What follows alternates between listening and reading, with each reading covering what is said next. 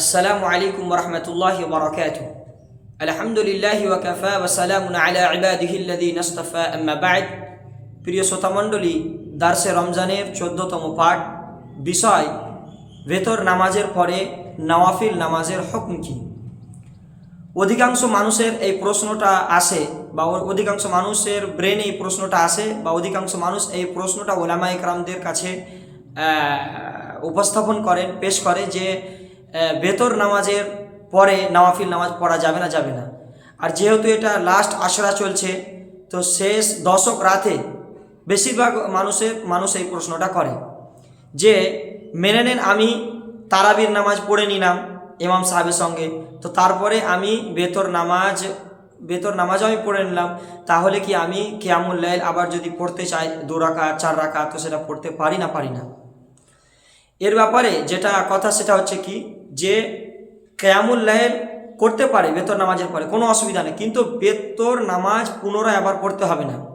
কেননা হাদিসে স্পষ্ট এসেছে, সুনান সহিহুল জামির সহি হাদিস, যে রাসূল সাল্লাল্লাহু আলাইহি ওয়াসাল্লাম বলেন, লা ভিতরানি ফি লাইলাতিন, এক রাতে 2টো ভিতর নয়। মানে কি, কোনো ব্যক্তি যদি একবার ভেতর নামাজ পড়ে নেয়, তাহলে পুনরায় তাকে আবার ভেতর নামাজ পড়ার প্রয়োজন নাই। এবং সেই মুসলিমের হাদিস, যে রাসূল সাল্লাল্লাহু আলাইহি ওয়াসাল্লাম বলেন কে ইজআলু আখিরা সালাতিকুম বিল্লাইলি আল ভিতরা, কে তোমরা রাতে তোমরা শেষ নামাজ ভিতরের নামাজকে তোমরা শেষ নামাজ বানাও। তাহলে এই দুটি হাদিস থেকে স্পষ্ট হচ্ছে কি, প্রথম হাদিস থেকে স্পষ্ট হচ্ছে যদি কোনো ব্যক্তি একবার ভেতর নামাজ পড়ে নেয় তাহলে পুনরায় তাকে পড়ার প্রয়োজন নাই।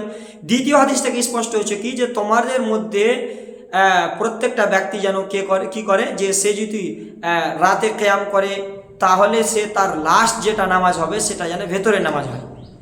কিন্তু অধিকাংশ মানুষ প্রশ্ন করে সেটা হচ্ছে যে আমি চাইছি যে ইমামের সঙ্গে তারাবির নামাজ পড়ব, তারাবির নামাজ পড়ে যা ফজিলত পাওয়া যায় সেই ফজিলতটাও আমি অর্জন করব, বা সেই ফজিলতটাও আমি যেন পাই।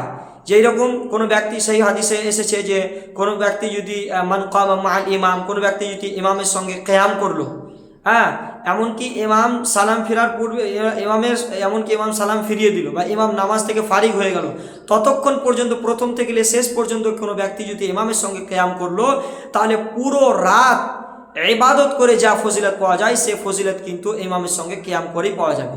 তাহলে ইমামের সঙ্গে যখন কিয়াম করবে, তো ইমাম তো ভেতর নামাজ পড়বে। এবার প্রশ্ন যেটা অধিকাংশ মানুষের জাগছে, যে ইমামের সঙ্গে আমি তো ভেতর নামাজও পড়ে নিলাম, তো এবার আমি কিয়ামুল লাইল করতে পারবো না, পারি কি পারি না? তো এর যেটা সঠিক উত্তর সেটা হচ্ছে যে কিয়ামুল লাইল করতে পারেন, কোনো অসুবিধা নাই, কিন্তু ভেতর নামাজ পুনরায় পড়তে হবে না। কেননা এর আগে আমি বললাম যে স্পষ্ট হাদিস এসেছে কি, যে স্পষ্ট শব্দতে হাদিস এসেছে যে লা ভিতরানি ফি লাইলাতিন, এক রাতে 2 ভেতর হয় না। এবার যদি কেউ পড়তে চায় কিয়ামুল লাইল ভেতর নামাজের পরে পড়তে পারে, কোনো অসুবিধা নেই। কেননা যে রাসূল সাল্লাল্লাহু আলাইহি ওয়াসাল্লাম থেকে সেই হাদিস থেকে প্রমাণ রয়েছে যে রাসূল সাল্লাল্লাহু আলাইহি ওয়াসাল্লাম কে সাল্লা রাকাতাইনি বাদাল ভিতর, এবং আরও অন্যান্য শব্দের সঙ্গে ব্যবহার হয়েছে। সেই হাদিস যেখান থেকে স্পষ্ট হয় যে রাসূল সাল্লাল্লাহু আলাইহি ওয়াসাল্লাম ভেতর নামাজের পরেও 2 রাকাত নামাজ পড়েছিলেন। তাহলে কি ভেতর নামাজের পরেও আমরা নওয়াফিল কোনো যদি ইবাদত করতে চাই তাহলে করতে পারি, কোনো এর মধ্যে সন্দেহ নাই।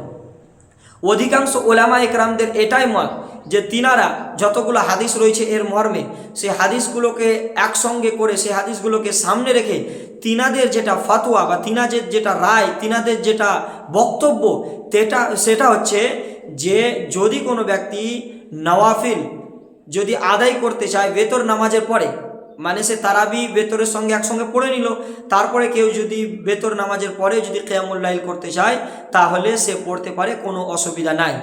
এই আজকের বিষয়ে সারমর্ম হচ্ছে যে ভেতর নামাজও পড়ে নিল ইমামের সঙ্গে তারাবির সঙ্গে, দিয়ে যদি কেউ কিয়ামুল লাইল করতে চায় 2 রাকাত 4 রাকাত সে যদি পড়তে চায় সে পড়তে পারে, কোনো অসুবিধা নাই। কিন্তু ভেতর নামাজ সে পুনরায় আবার পড়বে না। কেননা যে এক রাতে 2 ভেতর হয় না, বরং এক রাতে একটাই ভেতর হয়। শেষে আমি আল্লাহ রাব্বুল আলামিনের কাছে দোয়া করি, হে আল্লাহ রাব্বুল আলামিন, তুমি আমাদেরকে সঠিক আমল করার তৌফিক দান করো, আর তুমি আমাদের সঠিক আমলকে তুমি কবুল করো, আমিন। ওয়া আখিরু দাওয়ানা আনিল হামদুলিল্লাহি রাব্বিল আলামিন। আসসালামু আলাইকুম ওয়া রাহমাতুল্লাহি ওয়া বারাকাতুহু।